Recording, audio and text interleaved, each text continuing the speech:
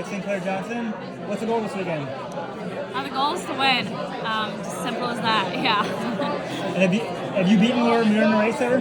I did at pre-classic, but I think she didn't have a great day that day. So I haven't beat Laura Muir when Laura Muir is Laura Muir. Yeah, like you're sort of now at that level, right? After last year, does that bring more pressure, more excitement? How do you view these races? Yeah, it definitely brings more excitement, I would say, than I think. Like I was saying earlier, like I just feel like last year was just a lot of validation for where I already thought I was. So yeah, I'm just going in with a lot more confidence, and definitely just my goals have shifted, and I go into these races, like I said, wanting to win instead of just hoping to compete. So yeah, it's pretty exciting. And you've only done the one race, the Lilac race? Yeah, just that race. So that was kind of, I don't know if easy is the right word for you, but like step up in competition here. Do you think are you ready? Oh yeah. I think Lilac was just used as a rest buster. Sometimes coming straight down from altitude can feel a little funky. So yeah, we weren't really doing anything other than just trying to get the legs turning, and I felt pretty good doing it. So I'm really excited to come out here and race faster and race with a bunch of more competitive women. Is this the last race of indoors or what's? No, so I'll be going over to Birmingham in 2 weeks and racing a 3K over there in the UK. Cool. Yeah. And the mile's your sweet spot there, right? Oh yeah, for sure. Yeah, I think we've been trying to this season or this fall and winter a lot, just trying to work more on my strength. And I think you see a lot of women in the 15 that can also run really good 5Ks, and I think that's where you kind of have to be now to be world class. So we definitely been targeting that a little bit more, and so trying to go see what I can run in a 3K.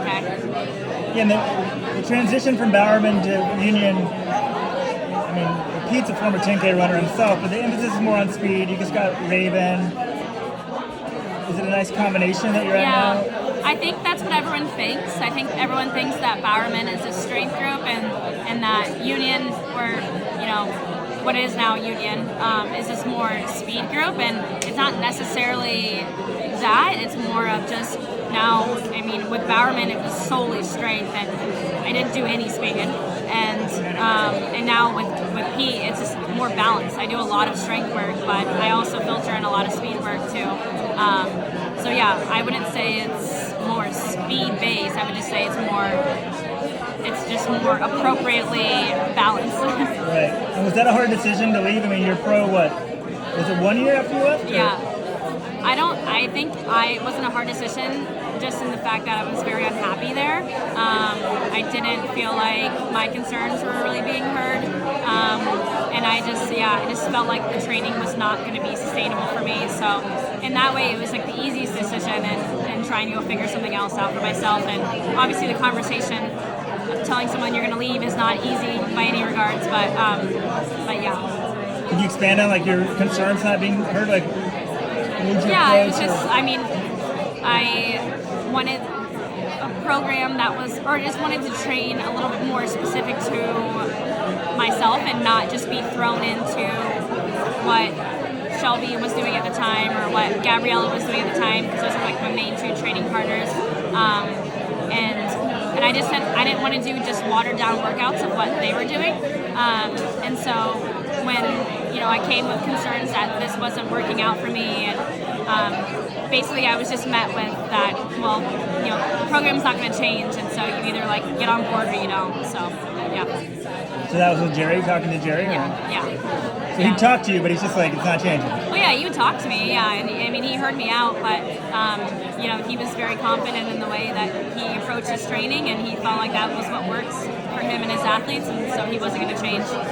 So when that happened, what's the process? Did you then go to Nike and say I want out, or did you find the Pete on your own? What's the process there? Yeah, I've known about, when I first time with Nike, I was between the two groups. So I'd already talked to Pete, years before, and also kind of knew his philosophy on training. So that was kind of going to be the most obvious transition for me and what I wanted to do. And I obviously didn't blindside Nike, so I told them, and I actually talked to them first before talking to Jerry, just making sure that this was going to be possible for me to even move groups. So yeah, that's kind of how it went. And like, what did Jerry say when you said you're leaving? I mean, he made a good argument for me to stay. He didn't want me to leave, and I obviously appreciated that a whole lot.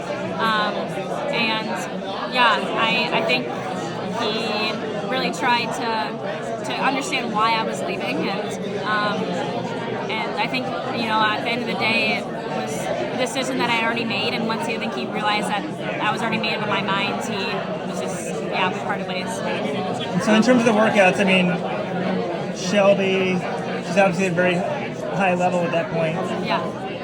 Was it just too much for you, so he would have you do less or less slower pace, or how? Yeah. What was the issue? Yeah, it was a combination of volume and also just paces were way too much for me. I mean, I don't think any of my tempo workouts that I would do with him were truly tempo pace for me. I think I was definitely overworking in that department. And then volume of workouts was a lot. So I ran maybe 50 miles in college, maybe 55, and to go from that to, I didn't really jump up a whole lot in mileage when I went to Jerry, but it was more of that, the amount of miles that were more intense really increased. So about like half to 3/4 of my miles were all workout miles, and days in between were very short. So Jerry's good friends with Coach Smith.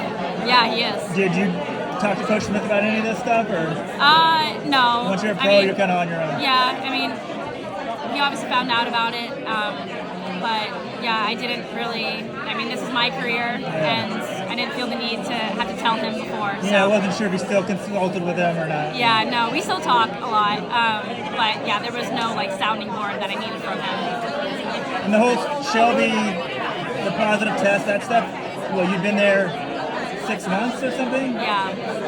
What's your whole take on that?